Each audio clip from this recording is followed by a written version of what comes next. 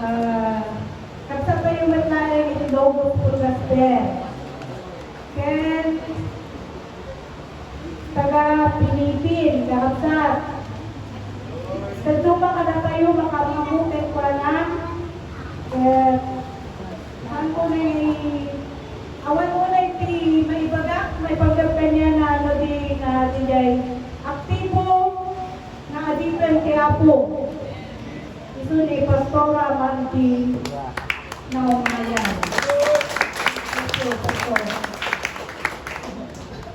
Praise God! God is good! All the time. Meron po bang mas hindi na sa echo ng microphone po natin?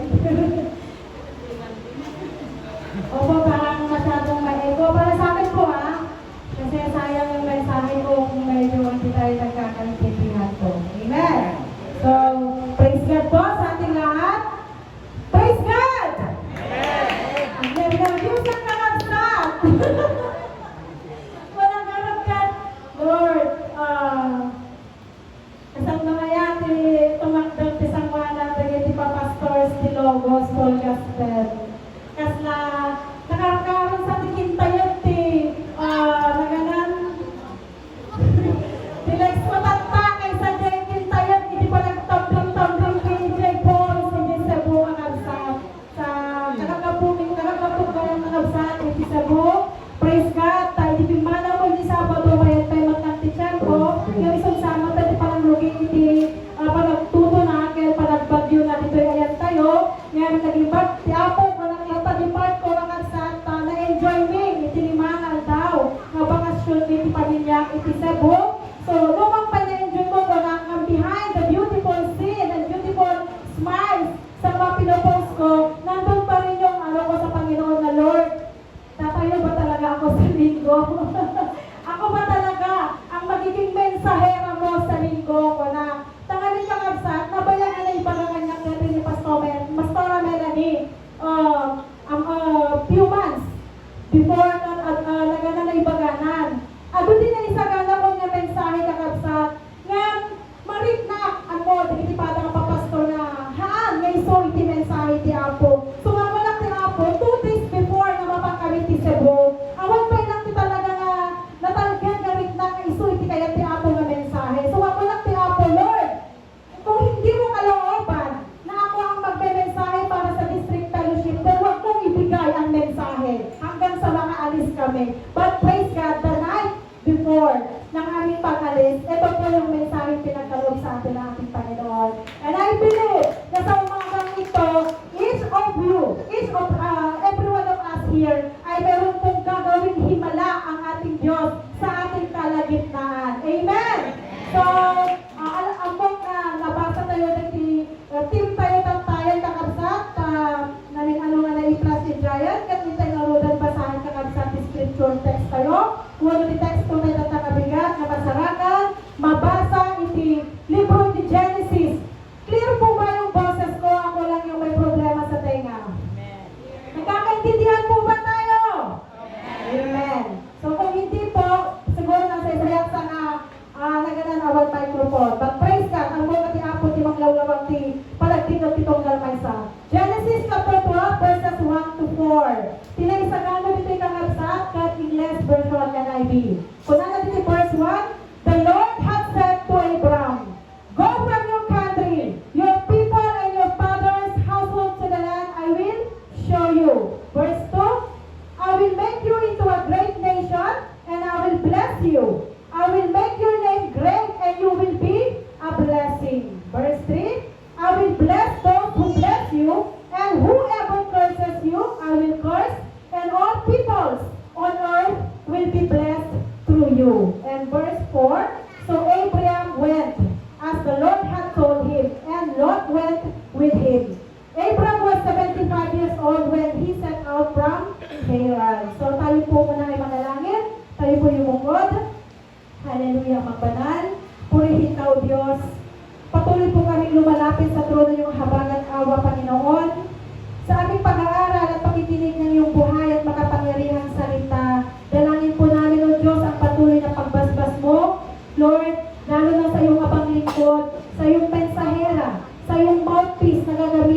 umagang ito. I acknowledge the fact, Father God, that I can do nothing without you. Kaya magbanal, purihin ka at salamat po Diyos sa presensya ng iyong banal na Espiritu sa aming kalagitnaan sa oras na ito. Lord, i-bless mo ang iyong mensahe sa umagang ito. I-bless mo rin po ang mga iniibig mo sa Logos Full Gospel, Lord God, na sa mensaheng kanilang maririnig, Panginoon, alam ko na mayroon ka pong dakilang milagrong gagawin sa buhay ng bawat isa. Kaya naman, Ama, as we entrust everything into your loving hands, be glorified, be magnified. In Jesus' mighty name is all we ask and pray.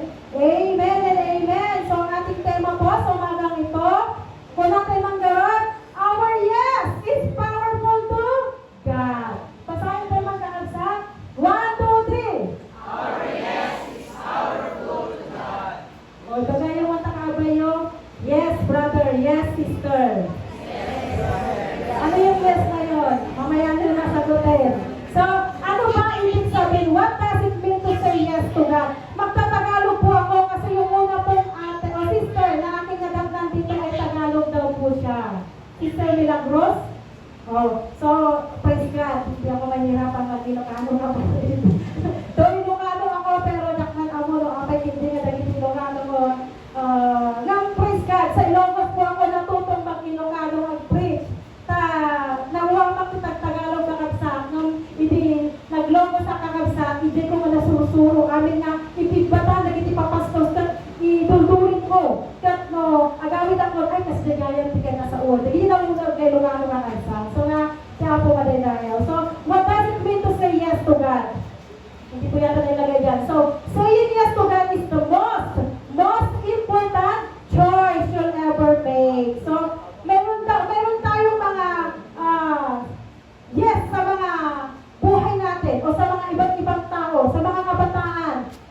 Nakailang beses na kayong mag-yes sa mga suitors nyo o sa mga bakit nyo mo yung mga kabataan. Nakailang beses na kayong mag-one kadagiti suitors nyo.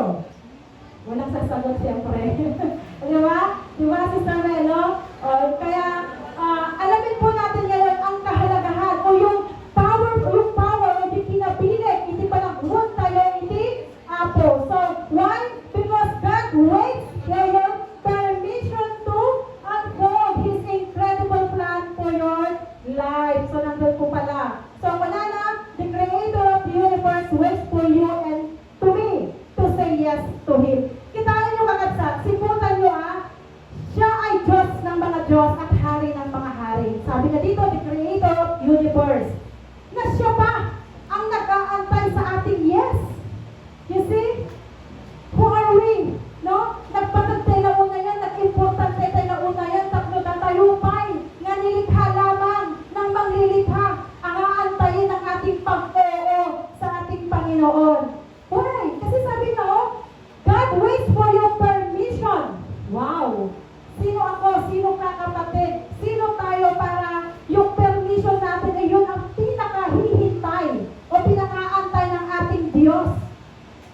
Bakit hindi kasi niya, yung sabi na doon, to unfold His incredible plan for your life. So, ibig sabihin, pag-unfold, sinerge ko to talaga sa Google yung Ilocano ng unfold. Hindi ako magsisinungaling. Kung lala, iparangarang, kasi hindi mo alam sa Ilocano ang unfold. Iparangarang na incredible, nakapagpapati, talagang sinulat ko dito kasi hindi ko alam ang Ilocano. Nagitigat-dat lang, nga plano, iti Diyos, itibiyak, itunggal may sakada tayo. Gusto niya tayong pagpalain. Gusto niya tayong gamitin. Gusto niya tayong gawin ang buhay natin sa Jeremiah 29:11. Pero ang gusto ng Panginoon, mag-yes po muna tayo. Kailangan bigyan natin ng Panginoon ng permit para yung pagpapala na gusto niyang i-unfold sa atin ay magawa niya.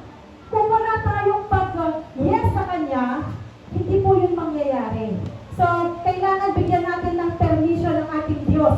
Upang nang sa ganon, yung pagpapala sa buhay ng Abraham ay dadaloy talaga sa ating mga buhay, mga kapatid. So, God is so good. Why? Kasi hindi po niya tayo ginawang robot. Diba? Ang robot, dipindot. Sino yung mga dipindot ang asawa dito? Hindi naman ganun si Brother Ruben, diba? May initiative yan for God's glory. So, ang Diyos napakabuti kasi hindi niya tayo ginawa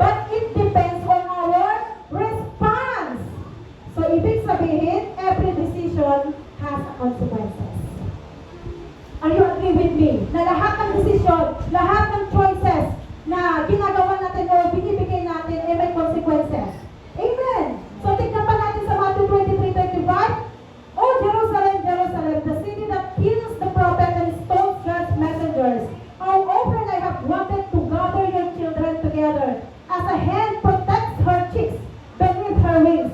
But you wouldn't let me. See?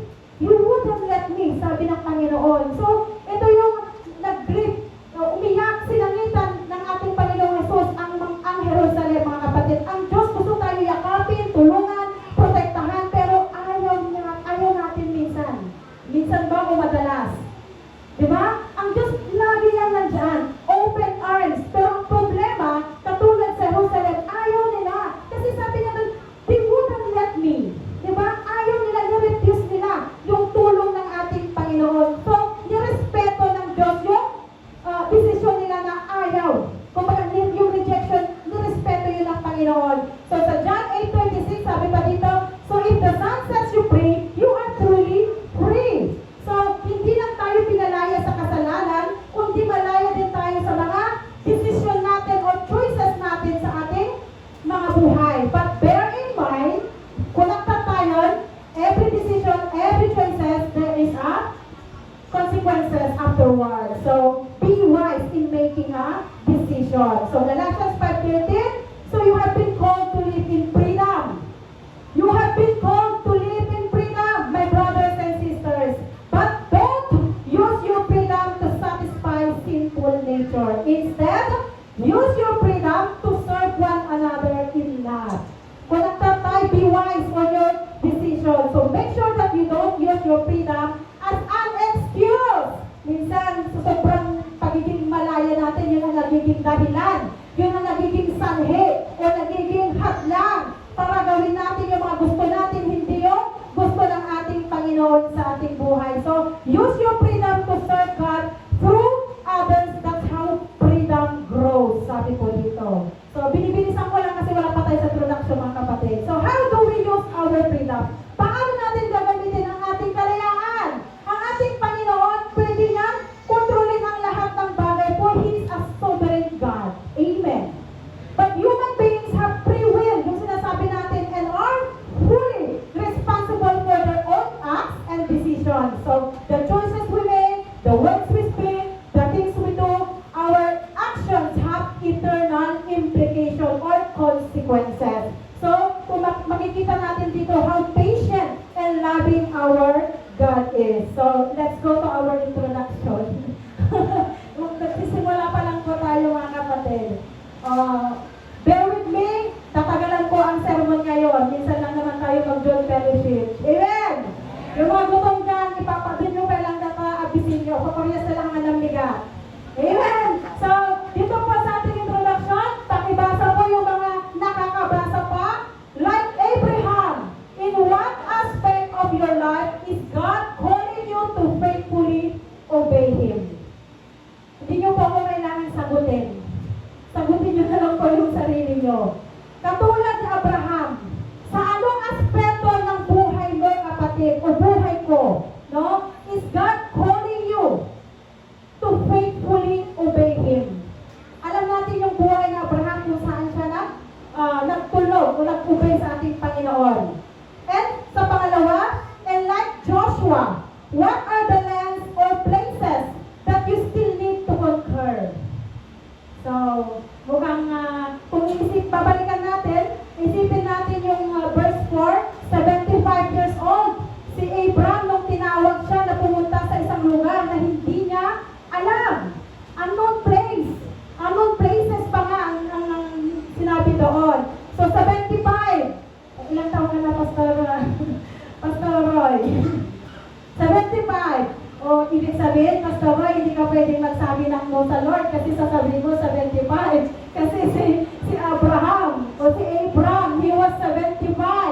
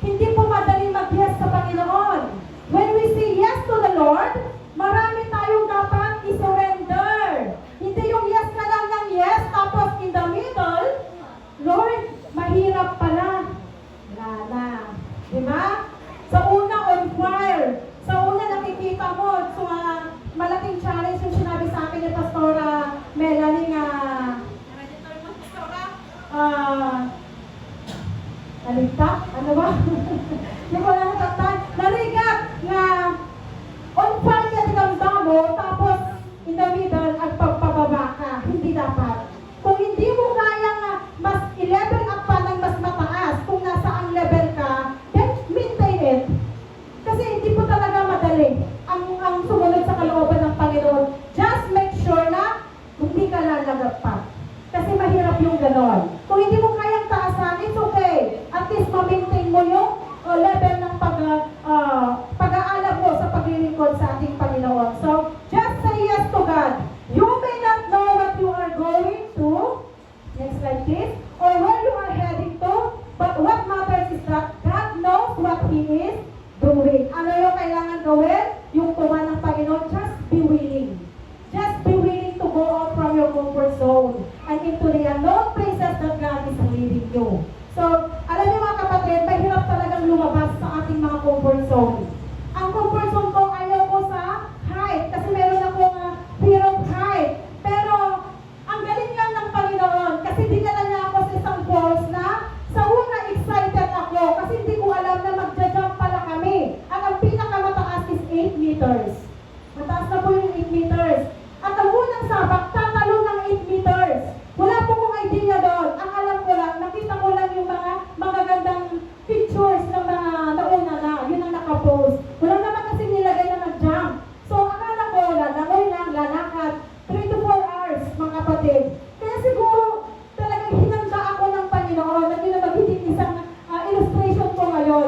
Na kung saan, kailangan kong tumalon whether I like it or not. Whether I like it or not. Kasi there is no way back.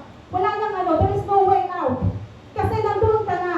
So kung hindi ako tatalon, sino ang kasama kong babalik?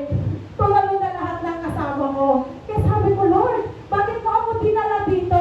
And this is the reason why. Kasi sabi niya, kailangan ma-overcome mo kung ano yung mga bagay-bagay na pinanatakutan mo. Umalis ka sa comfort zone mo. At isa yun mga kapatid. Sa ministry mga kapatid, ano ba ang comfort zone natin? Yung tagabutas ng upuan? Comfort zone na ba natin yun? Yung pag sinabihan ka na yung the opening prayer on next schedule? Ay, hindi po ako marunong. Comfort zone na po natin yun? Yung laging late, nasabi ni Pastora? Comfort zone na ba natin yun? Those are considered comfort zone. Kasi pag sinabing comfort ka na eh. Nasanay ka na. Lifestyle mo na. Buhay mo na. Di ba? Kung yung lifestyle na yun, hindi naman kaya-aya sa ating Panginoon. Hindi naman tayo natutulungan ng comfort zone na yan to grow spiritually. Dapat po mag-step out po tayo doon. Labas-labas naman pag may time. Di ba? Pasibo-sibo naman pag may time. Di ba? Yung mga ganon. Alam ko, naiintindihan niyo po ang aking punto dito. And next slide, please. Then, take this step now into the unknown. Faithfully obey the Lord and take possession of that unconquered land. Saan pa ba dito sa barangay o sa bayan ng Santa Cruz ang wala pang logos? Ang dami pa. Ang dami pa. Di ba ilang ba tayo? Sibilia, Poblacion, Lantan, and Nanambura. And we have 49 barangays here in Santa Cruz. So, unconquered, sabi tayo, kuna tayo ata siyempre logos na garot, di ba? So, dapat may 49 din na mga pastors ng logos. Pastor Roy, kaya pa. So, through your yes, God will surely fulfill His promises. So, excuse ko muna ang aking sarili sa mga pastors for the homiletics. Maybe we skip muna po tayo doon. Magta-testimony lang din po ako. Kasama po sa line-up ko ang ite-testimony ko when I said yes to God. Dahil alam ko po, marami po sa inyo ang hindi nakakakilala sa amin ni Brother Ruben. So way back 2015 po, before po ako mag-promote from abroad, meron po akong pangako sa Panginoon. Ang sabi ko sa kanya, doon po ako nakakilala sa abroad, mga kapatid. Doon po tinanggap ang ating Panginoong Jesus as my personal Lord and Savior. Nung mag-promote na po ako, meron po akong binitawang pangako sa aking Panginoon. Ang sabi ko, Lord, hindi man po ako totally committed sa iyo during my stay dito sa abroad, sabi ko. Pero I promise, may word pa akong I promise sa Panginoon, no? Kasi dati talagang on fire, talagang grabe yung fire sa aking puso noon. Pangako ko, Panginoon, na sa aking pagpupugod, please, here I am, use me mightily and effectively. Yun ang binitawan kong pangako sa aking Panginoon. Pero hindi po agad-agad nangyari yun. It took almost 2 years bago po pinaalala ang Panginoon yung pangako ko. Alam niyo, pag may pangako pala tayo sa Panginoon, talagang tapat siya. Kasi tayo nakakalimot sa mga pangako natin. O sa mga may asawa dyan, ang dami nilang pangako bago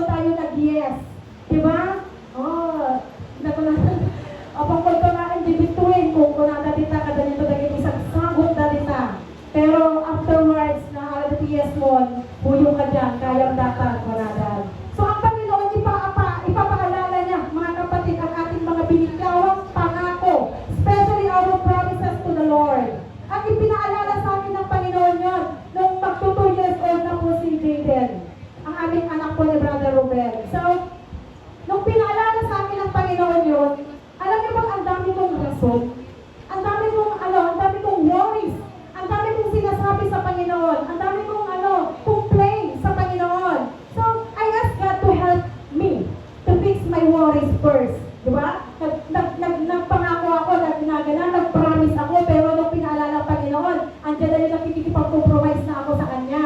Sabi ko, Lord, alam ko may pangako ako sa iyo, pero pwede bang tulungan mo muna akong ayusin ang aking buhay? Kasi ang buhay ko po dati, ako lang po ang believer. Bagamat si Brother Ruben, alam kong tinanggap na niya ang Jesus sa buhay niya, pero hindi nakikita sa buhay niya si Jesus. Meron palang ganon.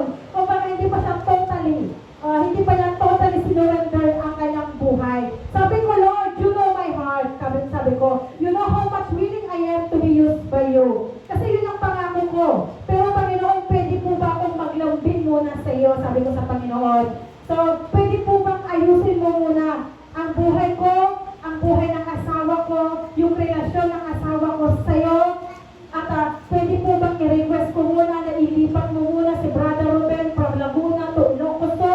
And then Lord, sabi ko, pag nilipat ko si Brother Ruben from Laguna to Ilocos, pwede bang makitaan ko siya ng yung pagsaseryoso sa paglilingkod sa'yo, yung puso niya iaalay niya sa'yo, yung buhay niya isusurrender niya sa'yo. And last thing, Lord, pwede bang i-bless mo muna kami ng sarili naming bahay? Ang dami kong request sa Panginoon. Pero alam nyo, sa kabila ng marami kong murmuring sa Panginoon, God answered all my requests. Sinagot niya lahat. Dito mo kayo kumuliyak dyan, di pa ako tapos. Kasi introduction pa lang tayo, Brad. Totoo ito mga kapatid, una, sinagot ng Panginoon, before pandemic, nakalipat ko si Brother Ruben from Laguna to Ilocos Sur. Naging Banti Apo, bago nag-lockdown, nakatwak ni Beloved ko. And that time, syempre lockdown, ang dami naming oras na mag-devotion together. Ang dami naming oras na mag-aral ng salita ng Diyos. Ang dami kong oras na i-disciple ang aking sariling asawa. Kaya, that moment mga kapatid, sabi ko, Lord, ito pala yung way mo. Ito pala yung way mo para yung prayer request ko mangyari. So, na-deepen yung relationship ni Brother Ruben during pandemic time. And during pandemic time din, yung bahay na na-request ko ng Panginoon, ito yung talagang miracle na na-experience namin during pandemic. From 300,000 cash on hand. Yun po talagang meron kami. Sabi ko, I pray to God. Sabi ko, Lord, you are my Jehovah Jireh.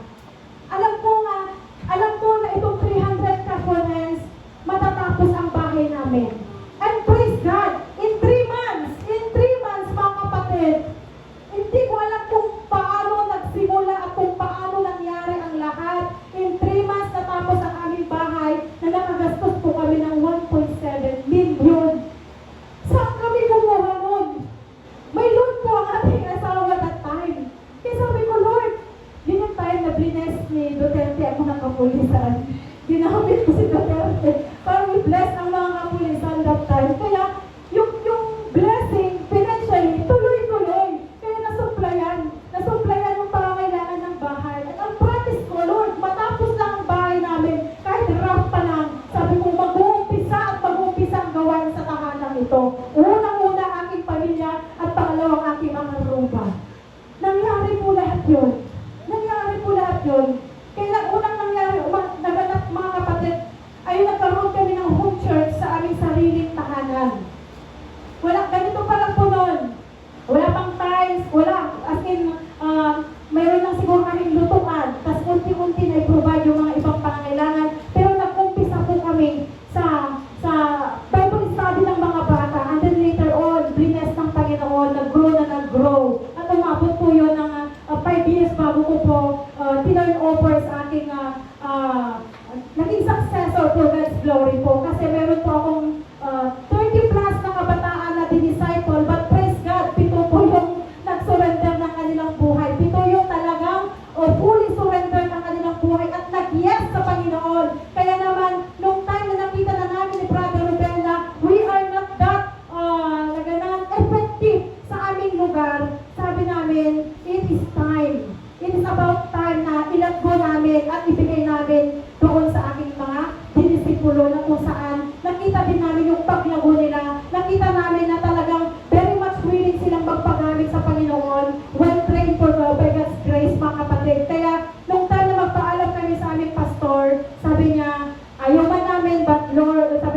Lord ang nakakaalam kung ano ang mas dakila at malaking plano niya para sa inyo ng mag-asawa. Kaya nakaalis po kami sa aming lugar and then pumunta po kami sa Sibilia. Without knowing na dadalhin pa kami pala ng Panginoon sa Logos Full Gospel. Hindi ko po inisip, never in my wild dreams nga ko natakakabsat na mapang kami ti Logos. It just happened na one Sunday kat ko lang ti aming, okay kayo makikimo, o di sige ko na kasi nabis na kami ng timi. Doon pa sa bahay nila Pastor yon kasi under renovation, o yung church po noon. So, nagtuloy-tuloy na lang mga kapatid na yes, God, Lord, what is your will? Ano ang kalooban mo? And maraming mga promises ang Panginoon o salita ang Panginoon sa akin na yun ang nag-comfort sa akin na sinasabi niya na diyan kita dadalhin. Eh sabi ko, Lord, parang ayoko sa Logos. Kasi nahihiya ako. Kasi dati, tubigang pa lang matitita ka Pastora Melanie. Parang, kas na ngayon, ha? Kapala ka na Pastora Melanie, kas na mabailak sa, agbaida, na Pastor Roy, mo ko na, kas na, aditya di ba indirect na, kas mo kaya? No kaya kumanti ang kumit, kaya kung awan ti ang mumi ko ma. Es kung baka back to zero, yun ang gusto ko. Pero hindi yun ang gusto ng Panginoon. Talagang dinala kami sa Logos. And then, yung hinahawakan po natin na Bible study sa Sibilia East, for God's glory, nung nag-start po ang home church sa bahay namin, sinabay po din namin ang Sibilia. So, kaya 6 years na po ngayong July. Actually, July 29. Bukas, magsi 6 years, pero nakapag-celebrate na po earlier kasi umalis po kami. Kaya, napakabuti po ng ating Panginoon, mga kapatid, na sa ating pag-yes, bagamat hindi agarang gagawin mo o tutuparin mo yung pangako ng Panginoon, actually, nakikipag-compromise pa ako doon. Ang dami kong mga kahilingan, ang dami kong request sa Panginoon. Pero, yung patience ng Panginoon, no? Yung pag-aantay niya, yung ibigay natin yung permission sa Kanya na pumilo siya sa ating buhay, pero binibigay na natin yung permission, pero marami pa rin tayong mga request sa Kanya, iniintindi pa rin niya. Meron bang katulad ko dito mga kapatid na, Lord, bago ako maging workers ng Logos, kailangan ganito, ganyan, gano'n. Meron ba tayong mga gano'n, mga kapatid? So bakit okay naman yun sa Panginoon? But make sure na when you said yes to the Lord, tuparin din natin. Kasi nakakahiya sa Panginoon. Diyos yun ang mga Diyos at hari ng mga hari. Tapos hindi natin tutuparin ang ating mga pangako natin. So nakita ko from time to time, ang aking asawa, nagpakatino. nagpakatino. Eh tayo ba naman magkaasawa ng guwapulis eh. Diba? Alam niyo na yun. Diba, Brother Robert? I love you, brother, the love of the Lord Jesus Christ. Marami pong pinagdaanan si Pastor Margie bago po ako narito. Bago po mangyari ang araw na ito, marami po akong pinagdaanan. Tinitignan nyo lang ako parang cool lang dito, pero nanginginig ang binti ko dito sa likuran. Pero alam nyo mga kapatid, lahat na yata pinaranas na sa akin ng Panginoon, but I am so grateful to the Lord kasi pinaranas niya ang lahat ng yun. Lahat ng klase ng pain. Siguro, sinasabi niya dyan, sila Pastor, hindi mo kasi naranasan maloko ng asawa eh. Naranasan ko po! Naranasan ko po at hindi ko po yun hinayaan na yun ang maging hadlang para hindi ako magpatuloy sa Panginoon. Eh Pastor, hindi mo kasi naranasan ng walang ipambili ng bigas. Naranasan ko rin po ang empty-handed, empty pocket. Naranasan ko po lahat yun. Naranasan kong mabitray, maloko ng asawa, paulit-ulit, Brother Mel. Naranasan ko pong maghirap. Naranasan ko pong ma-insulto. Naranasan ko pang di ba idadanas na ko na ma-persecute. Naranasan ko lahat yan. Yung sabihan ka na, kung sa bagay, basic lang yung sabihin nila ang pangit mong pastora, di ba? Okay lang yun. Pero yung sabihin nila na wala kang kwentang pastora, at yung palayasin ka, na hindi ka dito, masakit yun, pero lahat ng yun, hindi ko tinignan. Naramdaman ko yung pain, pero hindi ako nag-dwell sa pain na yun. Ang tinignan ko ang aking Panginoong Jesus. Lord, sabi ko, among kasi katinangayag kanya, and you will help me na malagpasan ko ito. And praise God. Lahat ng aking hiniling sa Panginoon, mga kapatid, talagang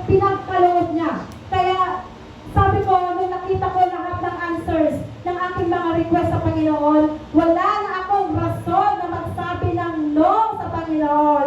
So ang lalaki po, kung nagagutan ka nag-start, Lord, tulungan lang, agad ta. So kaya minsan nakakalimutan kong babae pala ako. Kaya minsan nakakalimutan CS man pala ako. Yung pagbubuhat, nakala mo, lalaki, lahat ng yun. For God's glory, mga kapatid, hindi ko iniintindi. Ang iniintindi ko, Lord, dyan na lang ako magpapahinga. Habang may lakas, habang may pagkakataon, habang katagundaway ko, kakabsat ko ng Apo, sige lang. Maibos amin nun, okay lang, basta ipangati, pakaidayawan ti Apo. Go lang ng go. Ngayon, tikararag ko, siyempre, hindi natin masabi kung ano ang bukas. Di ba? Kaya ang prayer ko, Lord, ang ipagkaloob mo lang sa akin ng mga pagsubok sa buhay, yung mga kaya ko lang. Kasi baka mamaya hindi ko makayanan, yun ang maging dahilan. So, sa aking pag-yes, mga kapatid, praise God. Praise God nga talaga nakagsatahan na kabinaybayan ti Apo. By saying yes to the Lord, here I am today testifying God's goodness and faithfulness in my life, in my family, and the ministry has entrusted to us. So, naging bag ti Apo, talaga nga, haang ko, hindi ko maarot yung kabutihan niya, yung katapatan niya, yung kadakilaan, yung pagiging Diyos niya sa buhay ko at sa pamilya ko, mga kapatid. Kasi, kung sa akin lang, imposible nagbalbali nila kay Kuko na. Imposible ko lang kasi nasa lugar siya na kung saan, grabe ang temptation. Eh, may itsura pa man din. O, bumawi lang ako ba? May itsura pa man din sa Brad Robin. O, diba? Amen? O, kasi umiiyak na siya, mag-amen na kayo hanggang natin. Totoo yun, hindi po naging madali ang aking buhay. Pero sabi ko, Lord, nag-yes na ako sa'yo. Katulad ng pinuntahan kong falls, there is no way out. At ganun din, wala na akong dahilan para mag-no sa'yo, Panginoon.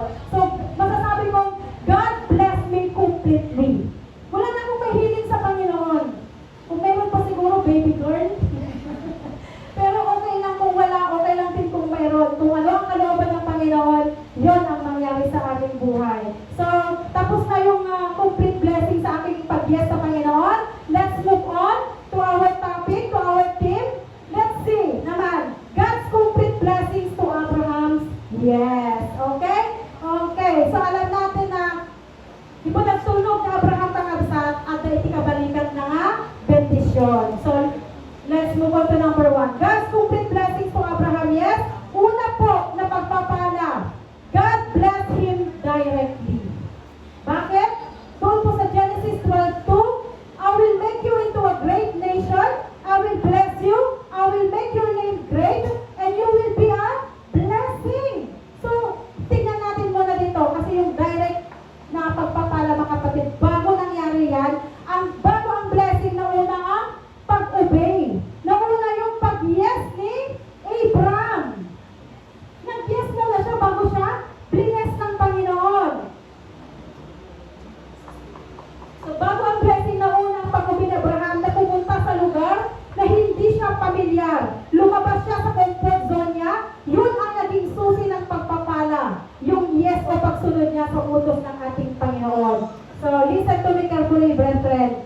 Abraham obeyed immediately. So, God bless him directly. Di ba? Agarang pag-yes ni Abraham. Kaya naman, direkta rin siyang pinagpala ng Panginoon. So, gusto niyo ba yung rumaragasang pagpapala na sinasabi ng kanta kanina? You have to say yes to the Lord first. Obey. When we say yes means obey. Obey. Kailangan mag-yes muna kayo. Mag-agmun kayo pa muna. Sakbay na kayo na bendisyon ng iti Apo. Ano kayo? Sinuswerte ko na natin salitang kalye. Diba?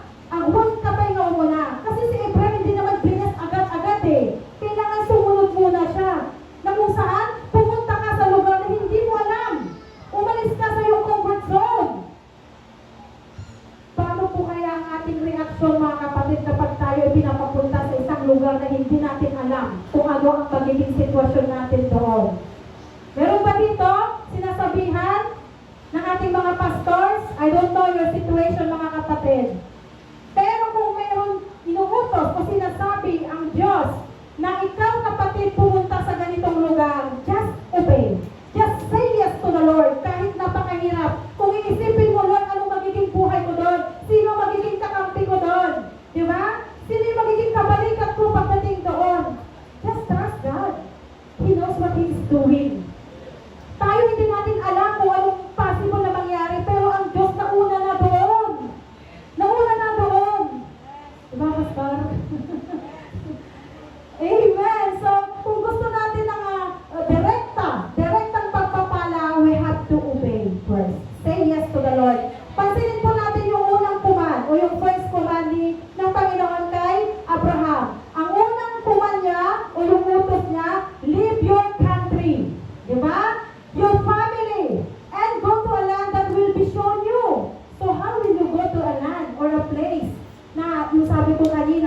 without knowing, no, where to go.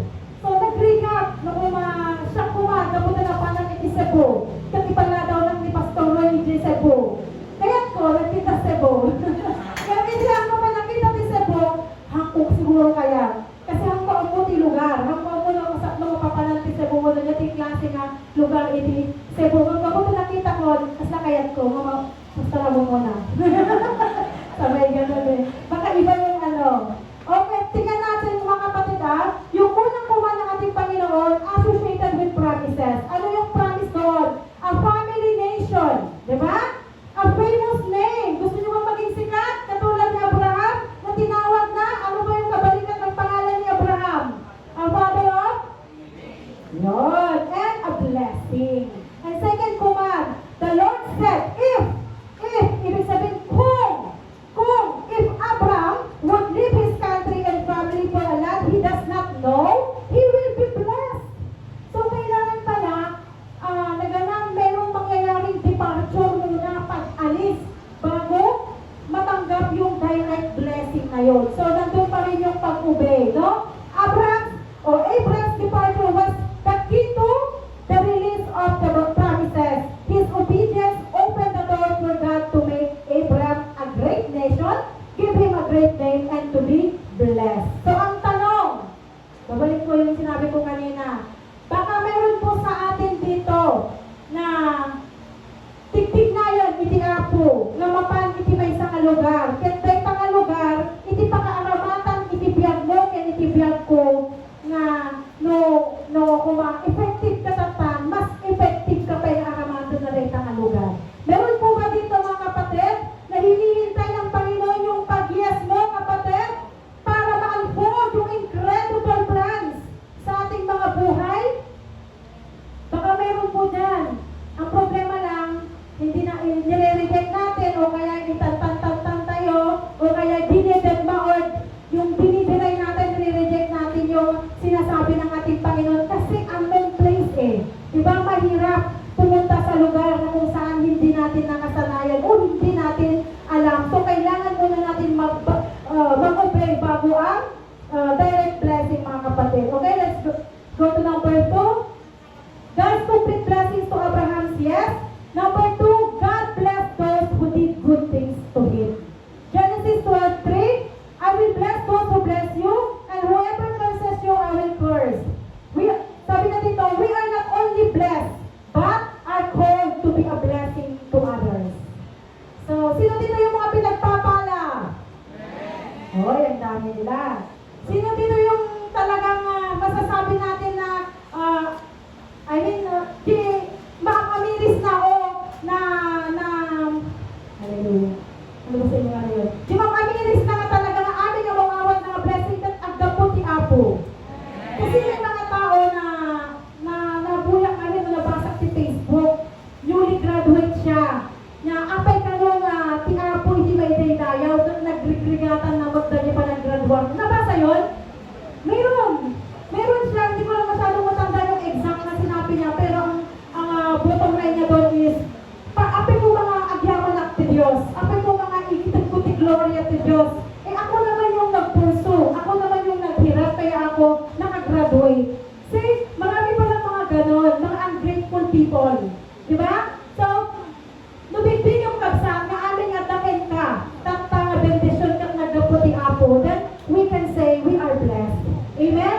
Kasi maraming blessed na hindi din alam kung saan ang galing yung mga blessing na yon. So, sa kanyang pag-yes, no? Sa Panginoon, naging blessing sa Abraham sa iba. Naligtas ang marami. So, ang top line dito, mga kapatid, the Lord blessed Abraham so that Abraham will be a blessing to many. Yun yung bottom line doon. So, it reminds us that everything we have received from God is ultimately to be used for the benefits of people, especially those who do not yet know Jesus. So, kung may blessing kang natatanggap, mga kapatid, ano mang aspeto ng buhay mo yan, use it for God's glory. Be a channel of blessing. Maging daluyan sana tayo ng pagpapala para sa iba. Lalo na spiritually, di ba? In sharing the gospel of Jesus Christ, di ba? Magkaroon sana tayo ng compassion sa ating puso para sa mga hindi pa naligtas. Kaya naman, for God's glory,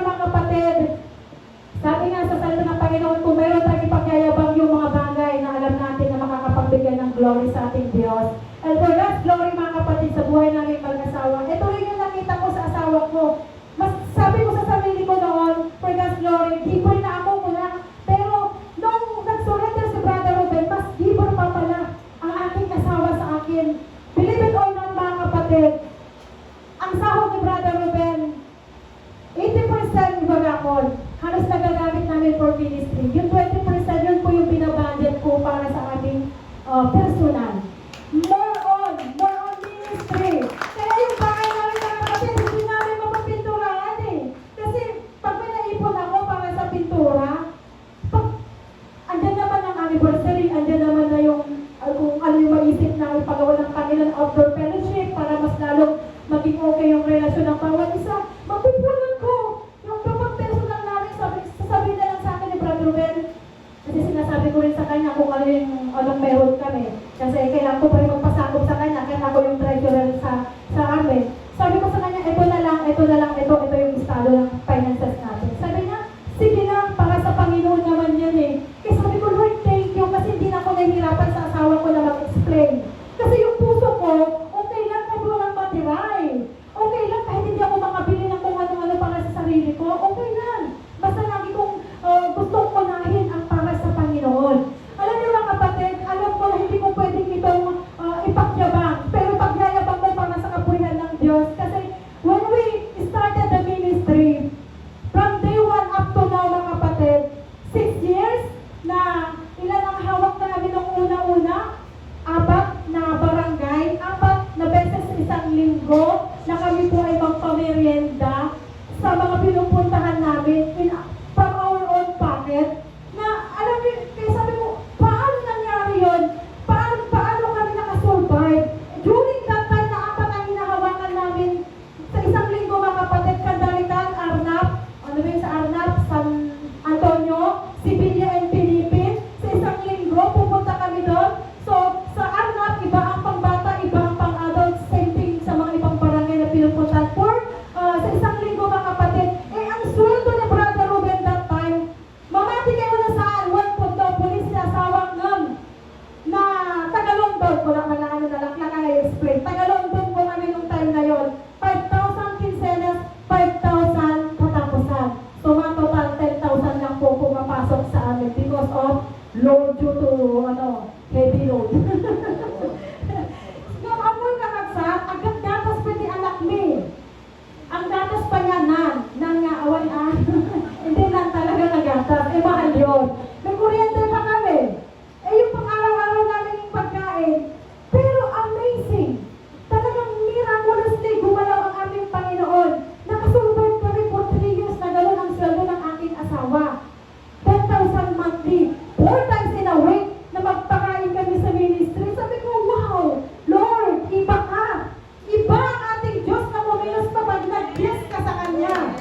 Sabi ng marami sa akin hanggang sa ngayon, marami akong naririnig. Mga pastors, mga workers, o mga kapatiran, sobra-sobra naman kasi kayo magpakain. Sabi nila, yan na lang ang pinupuntahan sa inyo eh. Pero alam nyo, kahit marami akong naririnig na gano'n, ang pinapakinggan ko yung sinasabi ng Diyos. Lord, is it your will to stop yung physical food? Alam niyo kung bakit? Nawin po ako dahil lang sa pagkain. Sa Hong Kong po noon, hindi siguro ako nawin ng taga-GIL kung hindi niya ako ililibre ng pamasahe, kung hindi niya ako ililibre ng lunch and dinner, at ihahatid pa ako sa aking amo kasi first timer eh. Hindi ko alam yung way, pabalik pa uwi. Ang layo-layo ng church nila from sa amo ko. Kaya sabi ko, tisin mo, wilin mo ako eh. Sabi ko, pero alam nyo, hindi siya napagod. For almost 6 years, hindi siya napagod sa akin. Yun ang tinitignan ko mga kapatid. Hindi naging sayang yung pinakain at pinamasahin niya sa akin. Dahil narito po ako, nagtetestimonya. Kaya pag nakikita niyo yung mga pinupost ko sa Facebook mga kapatid, umiiyak na tumatawag sa akin. Hindi niya lubos akalain ng isang Margie noon. Sister Margie noon na matigas ang ulo. Lakwat siya dito, lakwat siya doon, ayaw mag-commit. Pero pag sinabihan naman ako na ito ang opening prayer, tumatayo naman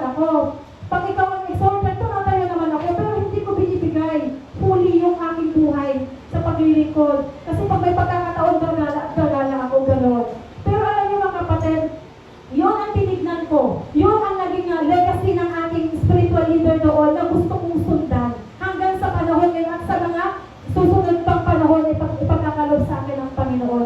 Kasi alam ko, hindi yun naging sayang o magiging sayang sa harapan ng Diyos. Believe it or not, ang nanay ko, binigyan ko ng 1,000 para lang umaten sa EGR.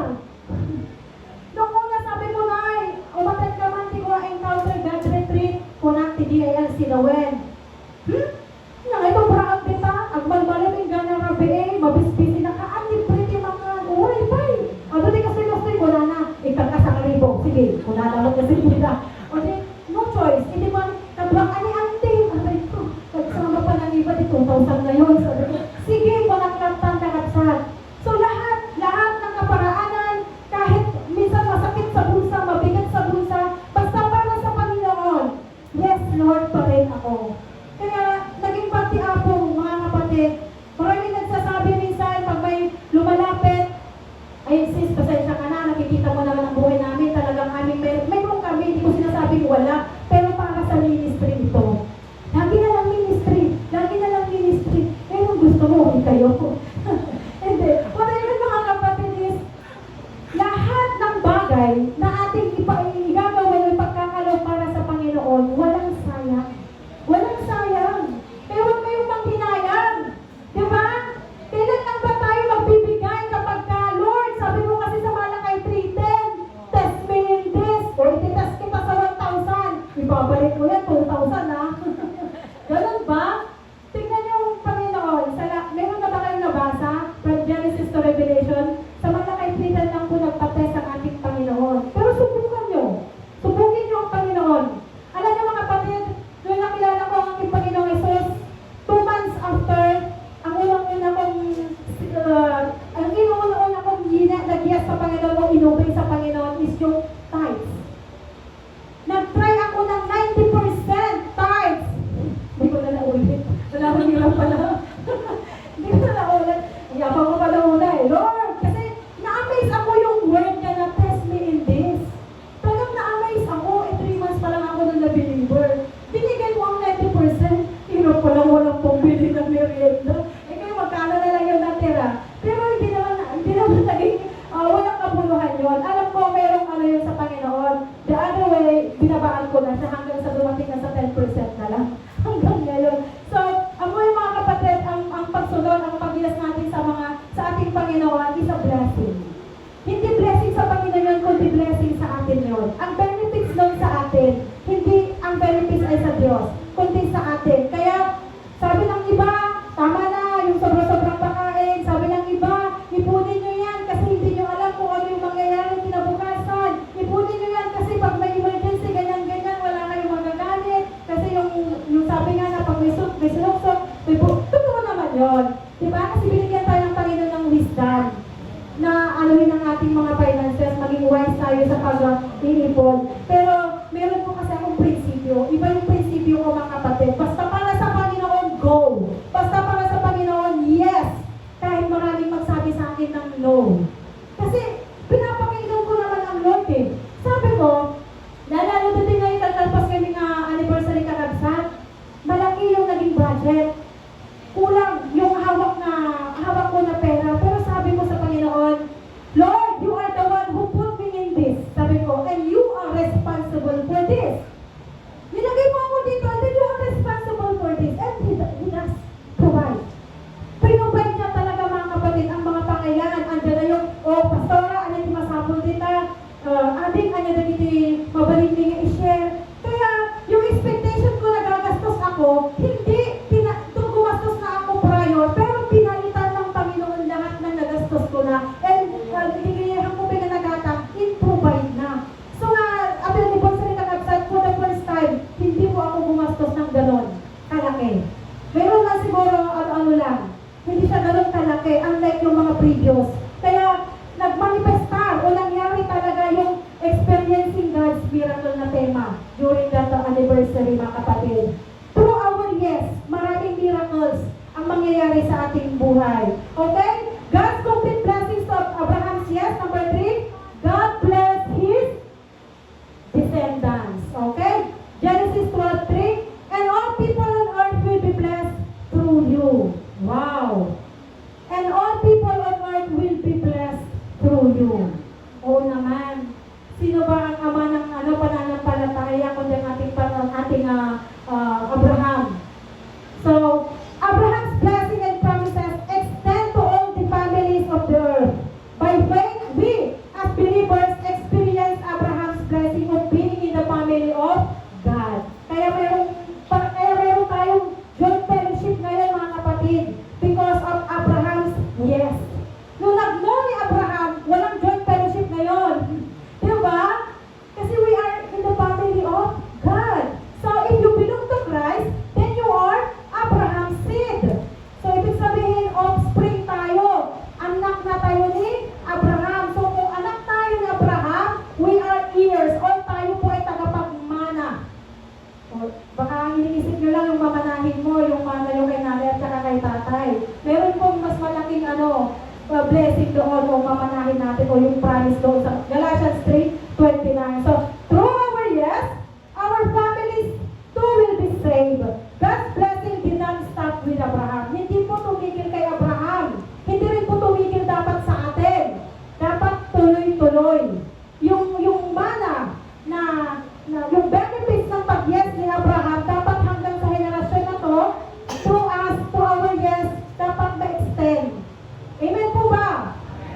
Huwag nating suluhin ang kaligtasan. Huwag nating suluhin ang lahat ng benepisyo sa cross ng Kalbaryo. Dapat malaman din ng iba yun. So through our yes, many people shall be saved and blessed. Through our yes. Okay? So, conclusion na po ako, pero meron pang kalakip dyan. Doon po sa Hebrews 11:8-10. By faith, Abraham, when called to go to a place he would later receive as his inheritance, obeyed and went. Even though he did not know where he was going, by faith, he made his home in the promised land, like a stranger in a foreign country. He lived in tents as did Isaac and Jacob, who were heirs with him of the same promise. For he was looking forward to the city with foundation, whose architect and builder is God. Amen. Ang ganda. Diba? Kung ipanta natin sa isang lugar, nangyari na yun sa ating mga ninuno. Gayahin natin yung footstep nila. Hindi naman sila pinabayaan ng ating Panginoon, no? So saying yes to God, the fact that we have the option of saying no or yes, next slide please, to God in the first place, speak volumes of His loving nature. Ayun po. So, our God allow us free choice in all matters. He doesn't want slave. Free, sabi niya, free choice. Tama ba? Okay, so, always on their own free will. So, let's see, sa buhay ng mga nauna na sa atin, mga kapatid, kung talagang sila ba ay pinilit ng Diyos, no? Kung sila ba ay napilitan, kung sila ba ay wala na silang choose na sumunod. No. Tingnan natin sa una, buhay ni Noah. Sa buhay po ni Noah, had the choice of building an ark or not building an ark. He chose to build it. May nabasa ba kayo sa buhay ni Noah na pinilit siya ng Diyos na gumawa ng arko o yung boat, ano ba yun? Yung ark? Meron ba kayo nabasa mga kapatid? Baka hindi ko lang nabasa. Pinilit ba siya ng Diyos? Di ba hindi? Sinabi ba niya, why me Lord? Pwede namang iba na lang ang utusan mong gumawa ng barko. Ang laki-laki niyan. Paano mo matatapos niyan? Andiyan na yung murmurin kung tayo lang siguro utusan ng Panginoong gumawa ng barko, no? Yung utusan niya lang tayo, sister, pakilinis naman yung ganito, ba't ako? Nagiging paniki tayo minsan no? Ba't ako? Kasi si Noah, hindi po siya nagreklamo. Nag-yes pa rin siya sa ating Panginoon. Kaya, na-build ang ark. Si Moses, mga kapatid, stood before a burning book and said yes to God, even though doing so placed him in danger returning to Egypt. Ano ba yung kinakatakutan ni Moses? Bakit ayaw niyang bumalik sa Egypt? Mga kapatid, no?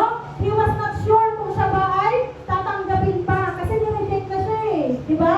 And he was afraid to face Parao kasi gusto siyang patayin. And he had killed an Egyptian. He was, yung stammerer, di ba? Yung utal-utal, di ba? He was not fluent in speech. Minsan ito yung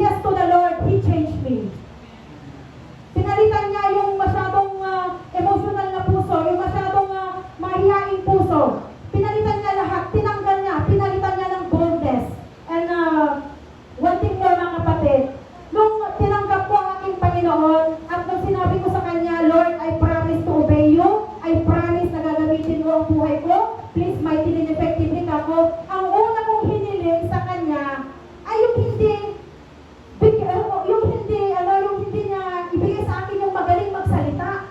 Hindi yun. Hindi yun ang hiniling ko, o yung karunungan, hindi rin yun. Alam niyo po kung anong unang hiniling ko sa Panginoon? Boldness. Boldness. Bakit? Kahit matalino ka, kung wala kang tapang na tumayo at magsalita, sayang. Kaya sabi ko sa Panginoon, Lord, boldness and good courage to share thy gospel. Yun ang unang-una kong hiniling. Kaya naman ngayon, minsan sabi ni Brother Ruben, nasusubrahan ka naman. Ang tapang-tapang mo, sabi niya. Then praise God, kasi yan ang unang-unang prayer request ko sa Panginoon. So, tingnan niyo si Moses, mga kapatid, di ba? May ways ang Lord kung paano niya ginamit si Aaron sa buhay in behalf of Moses. And si Mary. Oh, hello mga Mary. Mary said yes with her beautiful answer, my soul magnifies the Lord. No? Eh kung alam mong berhen ka, Lord, wag naman, sayang.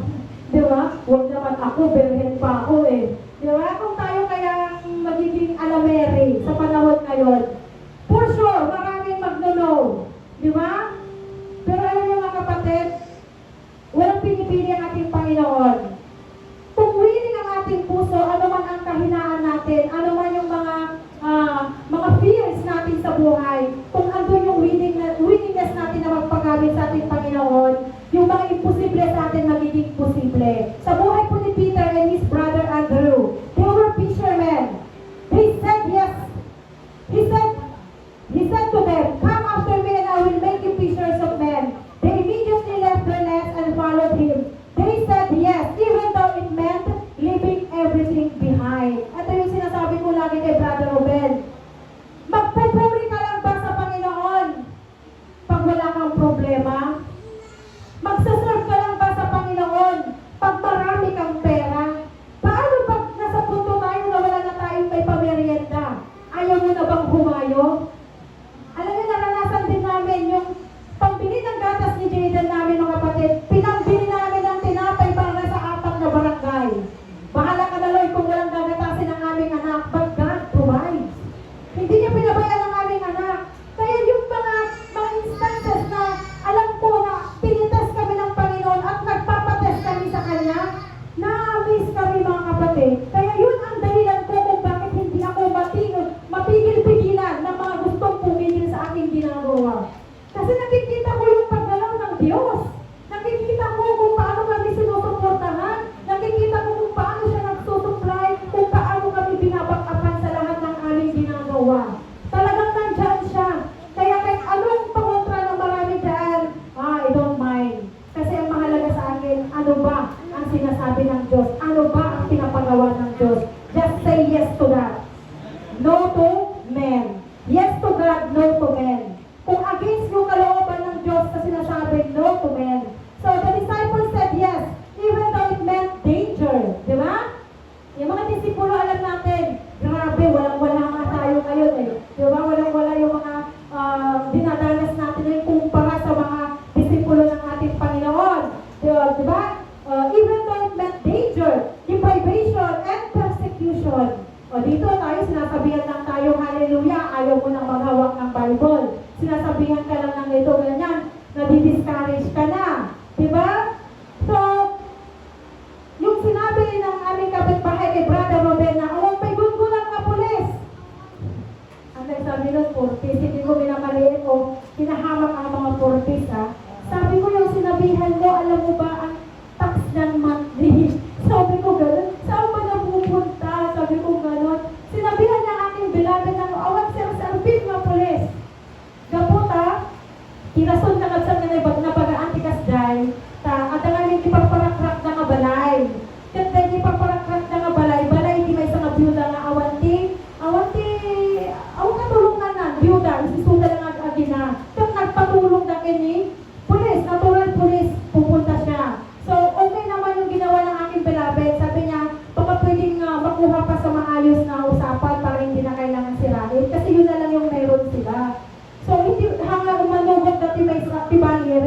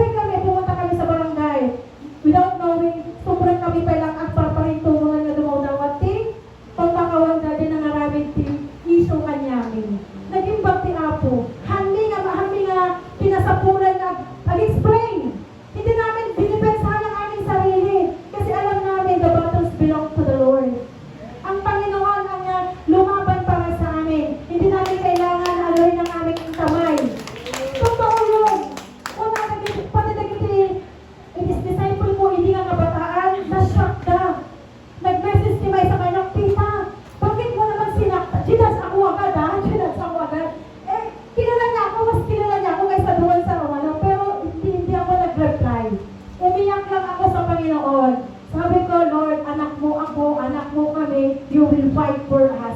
And He did. Hindi namin kailangan lumaban. Kaya yung pag-yes natin sa Panginoon, despite na tayo ay nahihirapan, despite na maraming persecution, maraming pang-iinsulto, o anumang hadlang, no? Even pagkat, di wala nang danger. Ilang beses na ba akong sumemplang sa highway? 5 times? Praise God, buhay pa rin ako hanggang ngayon. Napakabuti ng Lord. Yung last na semplang ko, ay hindi pala semplang yun. Talagang tumama ako sa dinumpar ko dahil pader. Kasi dinumpar dahil ubod din, drive ko nga, tricycle na kabsat. Yun ay pasubsubak din si pader. Bukol lang naman yung nangyari sa akin. Pero that time, tumayo pa rin ako, nag-Bible study pa rin ako ng laki-laki ng bukol ko. Kaya yung mga attendees, hindi na yata sa sinasabi ko nakatingin doon na sa bukol. Pero sabi ko, huwag niyong tignan. Makinig kayo kasi dumakdak yung bukol ko that time, mga kapatid. So, ganun pa nga hindi sila ang dapat maging hadlang. Hindi ang mga yon ang maging hadlang sa ating pagsunod sa kalooban ng ating Panginoon. So, let me emphasize, we don't have to be perfect to say yes to God. And He doesn't expect us to be perfect after we say yes. Huwag niyo pong gayahin si Sister Margie na marami pang mga request sa Panginoon bago pa talaga tuluyan ipinasamuhay yung pangako niya sa ating Diyos.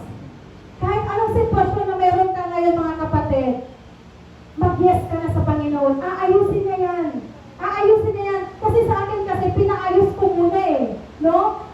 Pinaayos ko muna ang lahat ng bagay. Kasi ang prinsipyo ko kasi, Lord, kung ganito ang buhay ko, paano ako magiging channel of blessing kung maraming akong mga question mark sa aking buhay? Pero sinasabi ko sa oras na ito, mga kapatid, you don't have to be perfect.